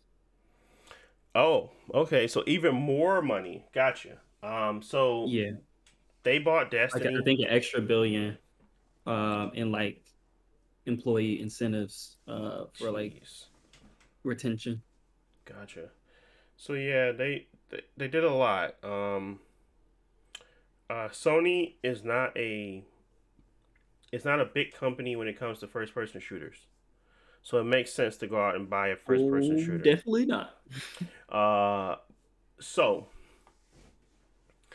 um Destiny. Let's talk Destiny.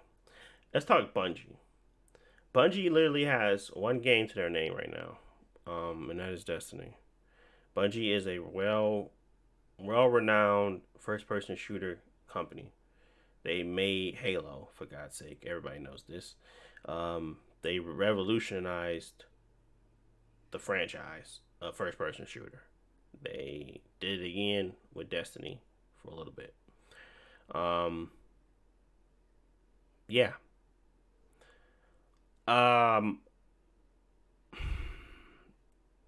Destiny is a dying game. To put it nicely, it's a dying game. Destiny 2 is not, it never will do as good as Destiny 1 has ever did. And Destiny 2's player base does not continuously grow in the manner that they would like. Destiny 2's it's playing catch up with itself. And it never will get to that point. But it does have a really strong fan base. It really does have a lot of diehard people. Literally, ours is it's called House of Wood Podcast because it was so influenced by Destiny. We're very influenced by Destiny, but it's a dying game, and to know that and to still pay $3.6 billion for one game, technology, talent, that makes sense. Obviously, they're making more than just Destiny right now. They're obviously planning on making something huge. And I hope that this is what's going to cause them to want to pay that price tag of $3.6 billion. But what if it's a dud? What if it's something nobody wants to actually play? How is this going to revolutionize the first person shooter? I don't expect Destiny to go into RPG. I don't expect them to make a sword game. I don't expect them to make a game that's not really formulated in their roots, which is a first person shooter. So when I started thinking about this Bungie acquisition, I started to think about how would it effectively make Sony better. I said, well, they could take Destiny and put it on one platform and make people want to play it on said platform, or they could bring back the bonuses for playing on Sony's machine. They could do those things to make it play better on Sony's systems.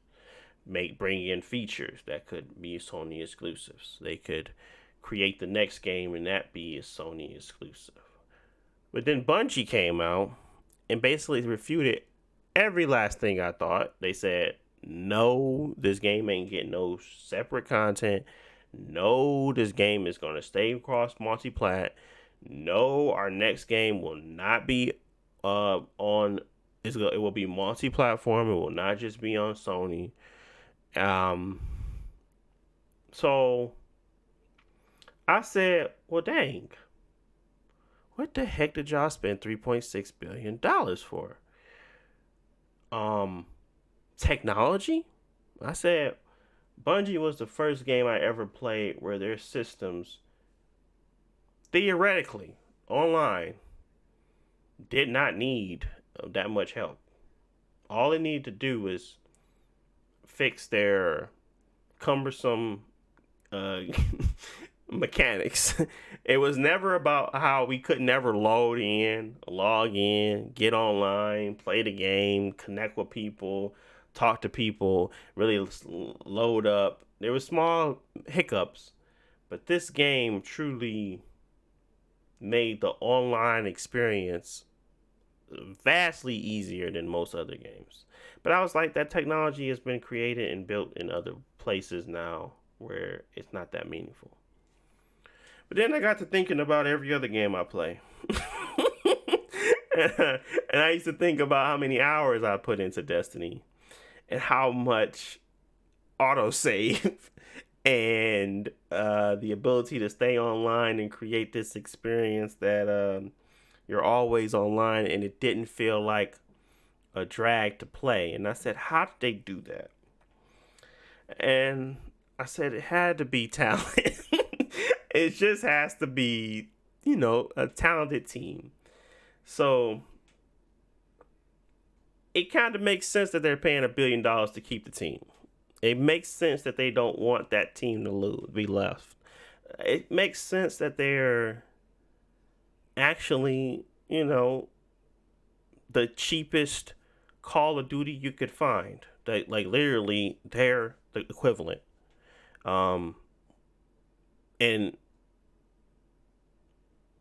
I guess if they were asking that, insane price, and I had nothing to bring to the table when it came to shooters, but I knew you were a first class studio, I guess I would have to pay you what you want, right? I can't really lowball you and say, you're not doing so great right now. But I can. Well, your systems, not the player base ain't really there anymore. But they still get online.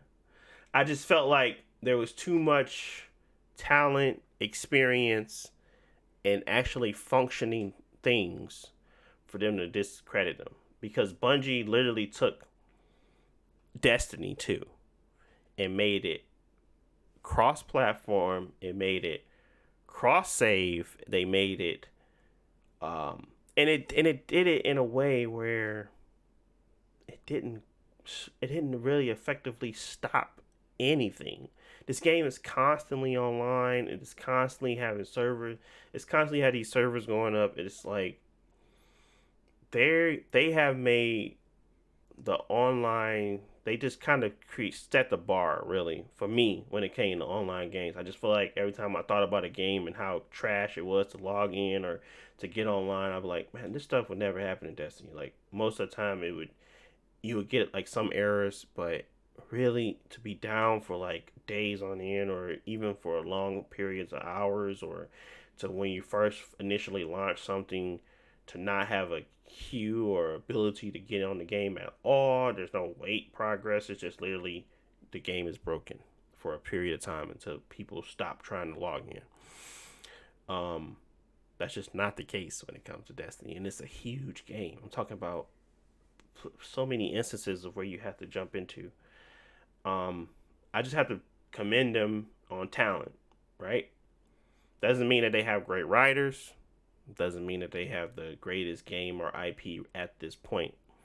I just know that Bungie is a very intelligent company. And when it comes to first-person shooters, my experience playing Destiny was probably still one of my favorites. Even though now, I don't want to play it. Well, technically, I don't want to play it without you guys. But it still was probably one of the better enjoyable games out there. So, with that all being said, 3.6 billion. Let's talk about it. What do you guys think? Bungie.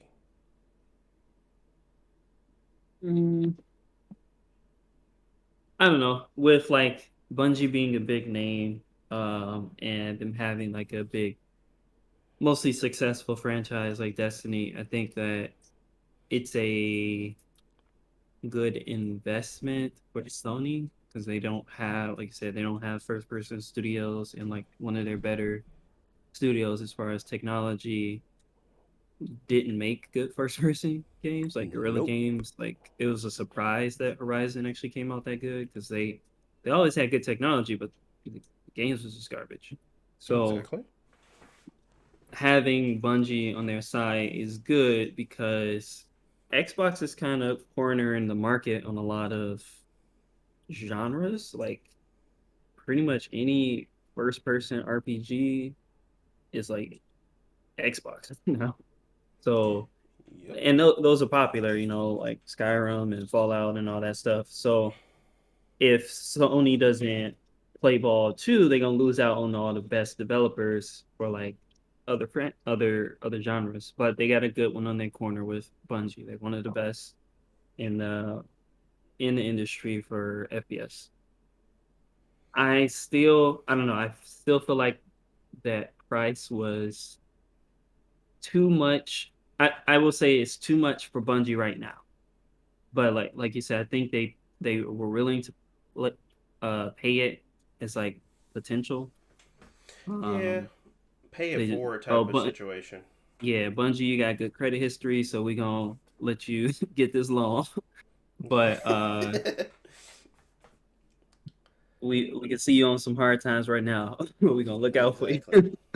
Um, because like Bungie, they only have like they have Destiny, and that's it. And like Destiny is like a okay IP right now. It's not. I don't see Destiny 3 being a hot name where people actually care. So that I don't see that as a worthwhile investment.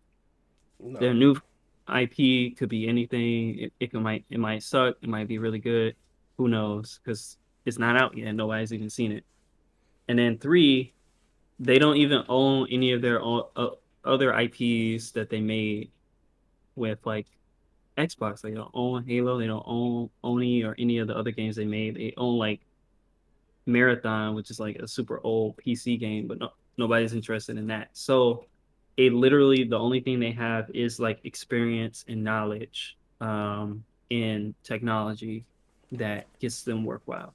And it could be worth it because I think that's one of the same reasons that Microsoft wanted what's their name? id Software. Because Hmm. like id Software is like known just to make really good 60 FPS like games that look very good on any system. And that's a worthwhile investment to push the limits of your current first party games. Hmm. Um, but I don't know. I think long term, I think it will pay off. I just don't know how long it will be before we actually see anything unique from Bungie that benefits the PlayStation brand.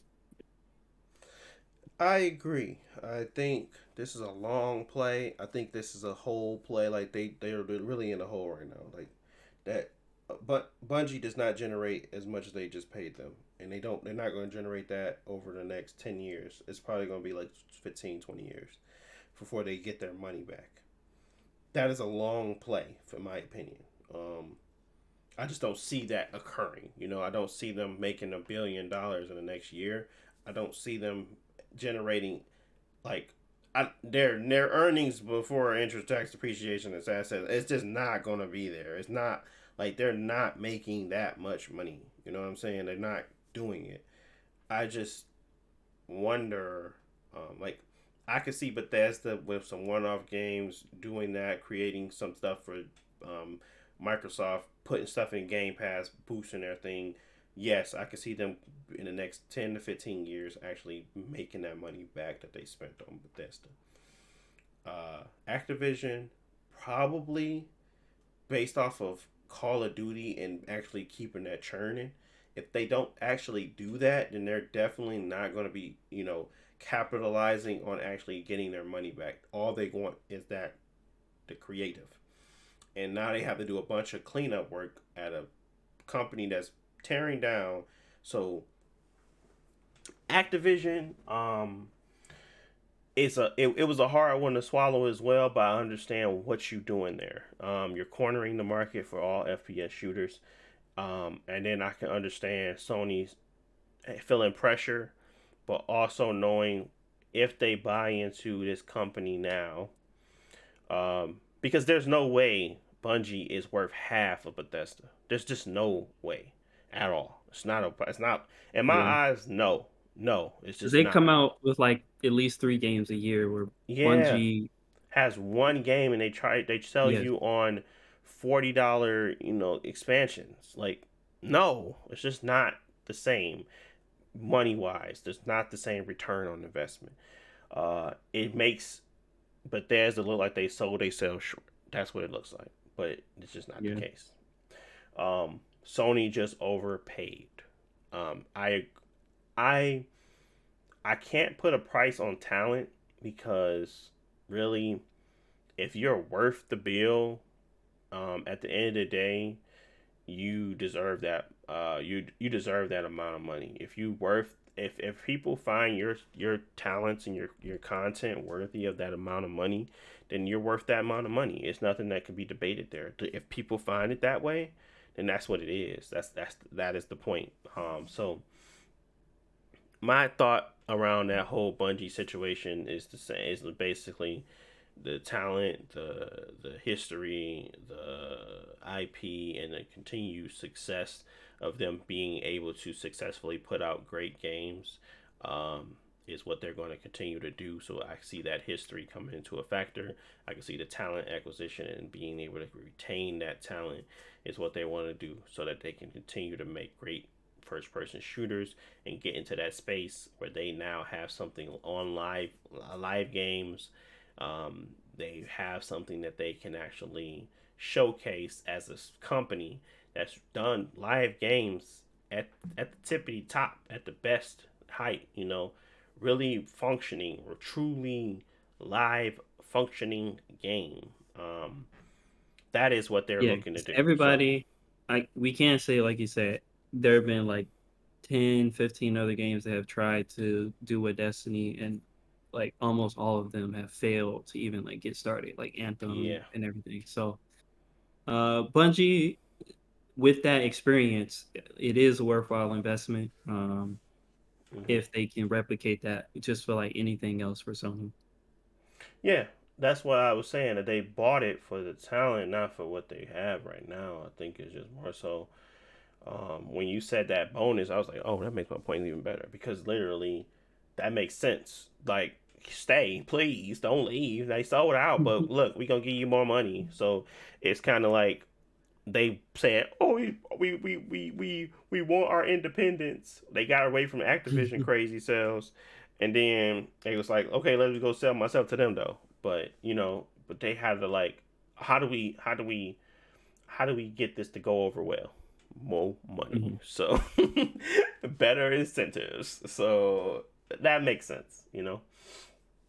Uh, but I guess, what's your thoughts on Bungie, Jalen, and 3.6 billion? What's your thoughts? Uh, Honestly, I don't really know because I don't know what. I'm trying to think. I don't know. I mean, point blank, that's a lot of money.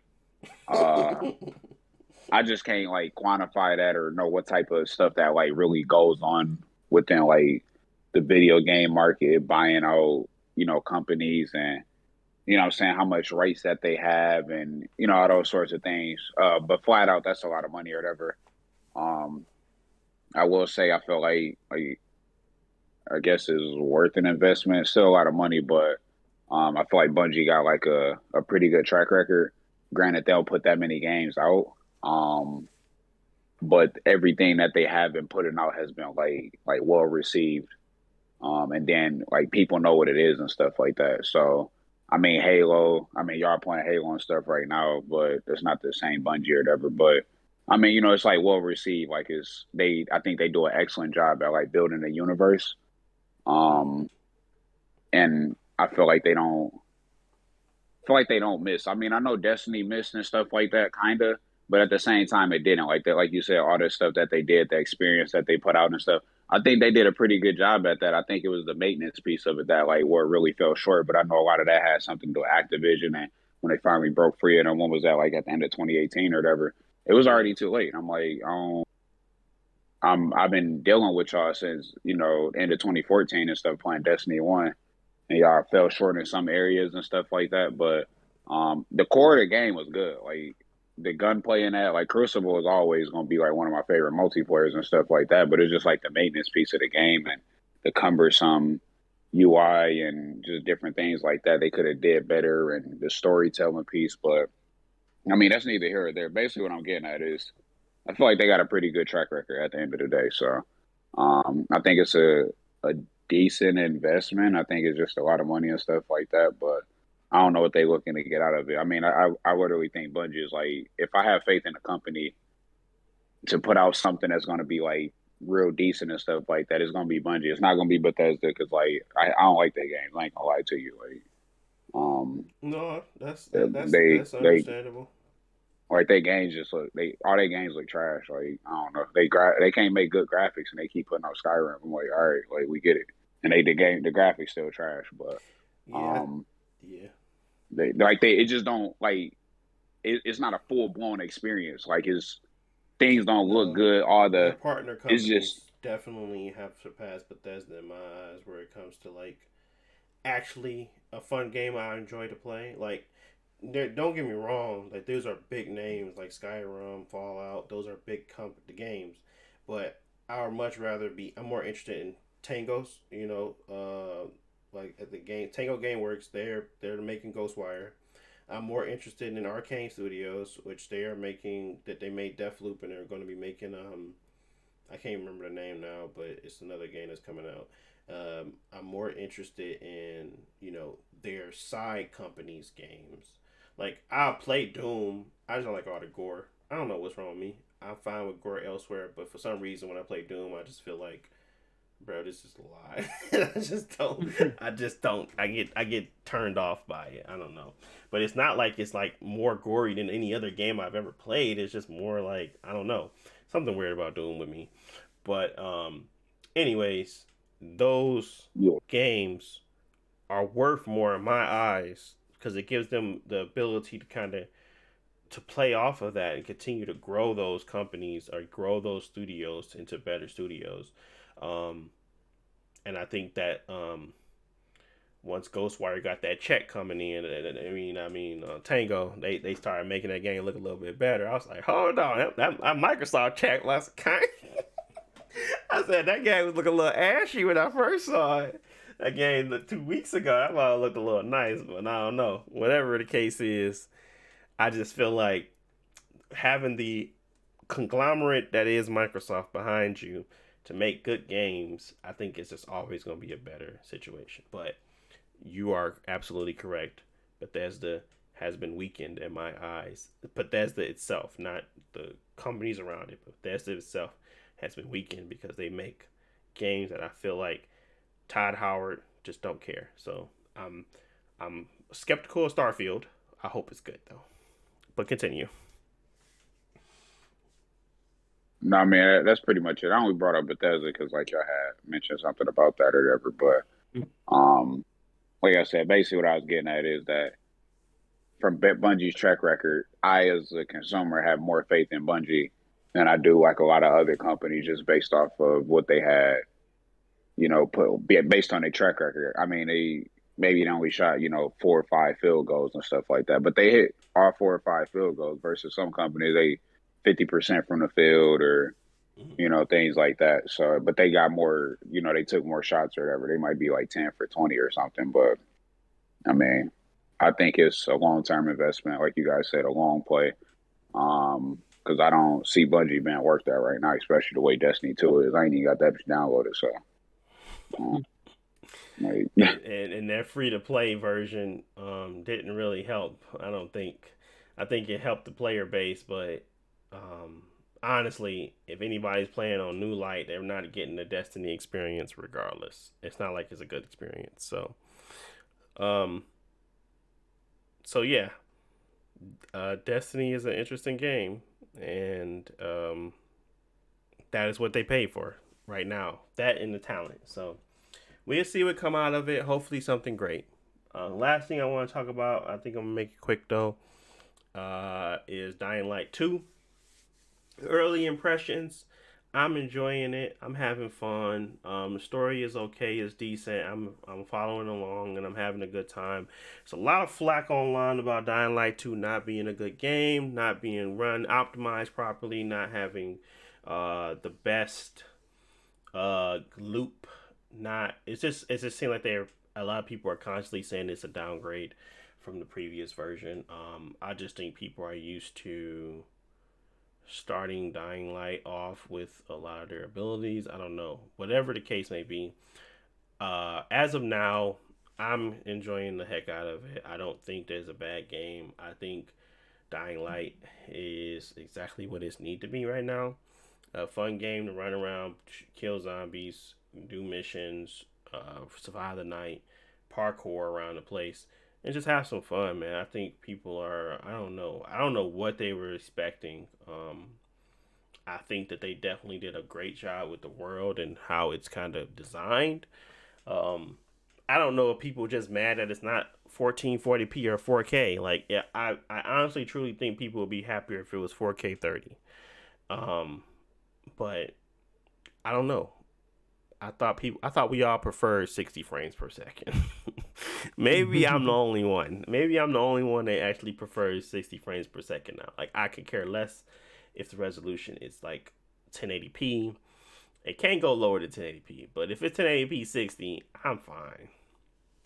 I used to be a pixel puncher, but now I was like, is it really better to be that many pixels, or is it better to have some actual decent frame rate? So, um, I enjoy it. I'm liking it, and I'm having a good time. I don't want to spend too much time on it, but I do want to get you guys' thoughts. I know, Josh, you played a little bit. Haven't played much. Haven't got out the prologue, or maybe you just got out the prologue. But kind of want to get your thoughts on Dying Light 2 at the time. I know you. Oh, go ahead, talk to the people. Yeah. So I didn't play Dying Light 1. I know that you always talked highly about the game and that the game is really popular and that's why people were waiting for this one. I didn't know anything about one or two other than it's like I always just saw like a Mirror's Edge zombie game. Like, I know that they made Dead Island before, which I only played a little bit of, but they added parkour and um, a bigger environment than Dead Island. So that's all I was expecting. And pretty much it seems like a decent game. I've enjoyed what I played of the prologue, just like running around and learning how to like get past enemies. Like it seems like a good how to put it. It's it's a horror game, but it doesn't feel like as restrictive as a lot of horror games where you're like you ain't got no ammo or you ain't got no health and you should be stealthing through these areas and stuff like that. Like there are sections like that where it's better to go stealth, but it makes the game a lot more faster and just like more interesting to play for me. Um, yeah, other than that, the story so far, I haven't gotten that far, so I don't know. I can't comment about the story, but it seems like an interesting world at least. Like I like the big environment and it looks nice. Even though, like you said, the performance modes are not like technically showing their best that it could be. Yeah, I On the think if next gen people. consoles, they're okay, but Mm-hmm. I don't know. Over time, they might patch it because like a lot of games came out like Cyberpunk or other stuff where it's like the first version is okay, but over time they're gonna build on it because it just wasn't ready for next gen and they didn't want to delay it again. But Yeah, I think the game itself is solid and like if you don't play it right now, that's fine. Maybe in a couple months it'll be even better. But I don't think there's so far anything fundamentally wrong broken. with what I've played. Like it's interesting enough for a newcomer like me. Uh, I might eventually go back and play Dying Light 1 and like it more. I don't know. But so far it seems like a good game. Yeah, I think there's a lot to do in the game already. There's a lot to see, and it just feels like they put a lot of effort into making the world good. Now, creating that presentation that people are expecting later on, that's fine. I just don't want the game to be crappy. The world to not actually be defined in the way that it wants to be perceived, and then they're patching in how the game should be later on. This is not a cyberpunk situation, people. If you enjoyed Dying Light 1, you're more than likely going to enjoy Dying Light 2. It may feel different at first, but you got to give it some time to actually, unlock abilities, get better at the world, understand the world, start to get to understand the systems. Um, there's different mechanics that are introduced to make it refresh. It's not the same old, same old. So give it a chance. Play it if you want. I know that this game and this company supports their games.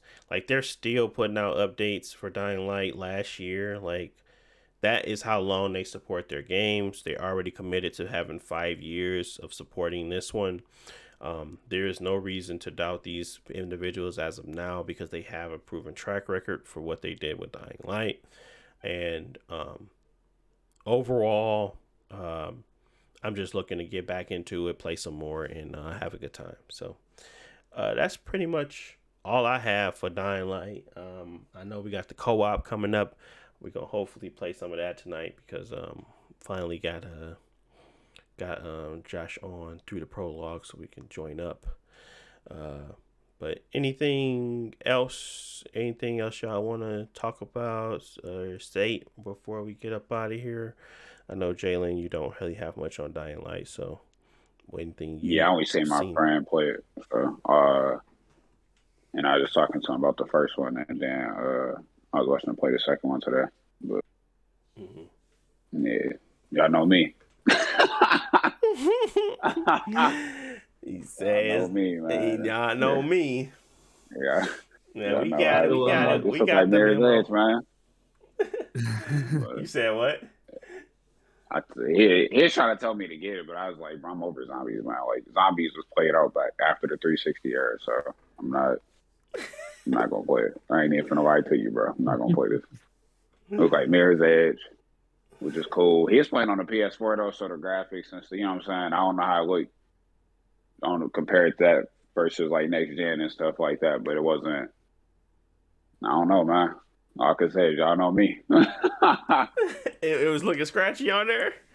I mean, it was just straight. It was just, I mean, I think it might be maybe at like 30 frames and stuff. I mean, it just didn't look like nothing that was like revolutionary. Like he said he liked the first one a little bit more, but it just didn't look like. I mean, there's zombies on the game. You got the zombies, and he just sound like you got like, the bandits or you know what I'm saying, just other factions that's trying to mess stuff up. That's an apocalyptic area type. So I just was like, all right, they're like some the Last of Us people. You got the zombies on there, and then you got the cannibals. Or I'm like, that's the same thing on Walking Dead and all the other freaking games and stuff too, or movies and stuff. So I'm just like, I probably just pass on this one just because. That makes sense. It's more about just that's what I said. I don't want to, because Dying Light is a game that it did a lot of things differently at the beginning, but if you kind of are accustomed to like changes to that type, if you already seen it and was like, no, it's not that interesting to me, or if you've actually played it and felt like, well, the parkour and all that stuff feels like a little drowning. Everything gets better over time. You get more customization, more things to be able to move around the world quickly, and it becomes a lot more free to actually play said game. And then you get into the new areas and all that stuff. But if you're not interested in the core loop of zombie killing, surviving the night, and you're not interested in the night cycle, you're not interested in like key elements of the game, then more than likely you're not going to be interested in overall. So never want to push that type of stuff on you. It's like those types of games really are just, if you have a taste for something to play like that and you want to have some fun, you probably could have some fun. But if you really don't never necessarily taste for it, it's never going to be something you're like, oh, let me go pick this up real quick. It's not like that. It's like you got to have a taste for it, in my opinion. Yeah, most definitely. I get that. And that's why I just kind of like, I ain't really have much bad to say about the game. I mean, it's a co-op, so that was like a selling point. But then again, I'm just kind of like, I mean, I, I need to try not to, use time and money and stuff on things that I'm kind of considering, especially when I got Game Pass here, right? the thing that y'all wanted me to get, the whole Xbox. I mean, I might as well spend it on that. Yeah, that's So, true. That's true. I mean, yeah. I mean, I think that's a good point. It's just, I mean, if it come to Game Pass, come to Game Pass. If it don't, then you play something else. I don't think there's plenty of games out there to play. So, yeah, so. it's not like. And I know you played the first one. Because how many times you buy the first one? Well, I only bought it twice, man. You keep acting like I bought it multiple times. I Man, bought I it swear you bought that twice. like 3-4 times, I man. bought it Like, twice. man, I love Dying Light. Let me go play it again, man. About to He get caught Dying me Light playing again. it over, and he was like, "Man, how many times you to play that game?" I said twice, literally. He's Man. like, "Oh, you it's a no, this the new one. It's the following edition. What is that about?" And I was like, first time I bought it twice. This is just the following edition had the DLC. The other one did not. That was it. That And was they came out all it with Dying was. Light, Definitive, Dying Light, No, it was the following following edition. edition, and it was that one. That was the only two I bought. I bought one, didn't have a DLC. I bought the second one, did have a DLC, and it was like real cheap. So miss me with that, sir. It's a flash sale. That was my flash sale phase where he was disrespecting me when I used to get on my flash sale mode. He said, "Man, what you get it on flash sale?" He used to question my character when I used to get flash sale games. So, but that's alright though. Nah, But yeah, that's like I said, man, you Dying Light following edition, about Dying Light Stay Alive edition, Dying Light Survive the Night edition, Dying Light Deontay edition. I mean, you know what I'm saying? They all there. And that's just funny. whatever, dude. But yeah, that's pretty much all I got. If you enjoy Dying Light, I think our expectations were higher than they should have been. I know what I was getting myself into, and I know that they put the effort and time in. I know that game is meant to be a played over time. You're not going to consume the first world and think you know everything. Like literally, this is the first area. I'm pretty sure this is people are judging it off of, and not even going to the main area, getting all the parkour stuff, getting all the stuff that you can do to move around, playing with friends. Like all that stuff is going to boost and enhance your experience overall. But people are probably just getting through the prologue, getting into the main city, and then they're kind of making their judgment call off of that.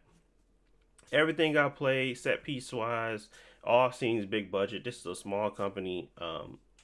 I enjoy what they do, so I'm going to continue to play. Hopefully, we have some fun and we enjoy it. That's all it is to it. But yeah, that's pretty much it. I want to thank you guys for listening. I know this was a longer one, but I wanted to make sure we covered everything that we wanted to talk about. If you got to this part, you're a real OG. I want to thank you, and I'm very appreciative of that. But yeah, we will catch you guys in 2 weeks. But thanks for listening. You can always find us on all your podcast stations and as well as on YouTube at BCD Universe. Again, that is BCD Universe. You can find the video one. But thanks for watching. We'll talk to you guys in the next one. Peace.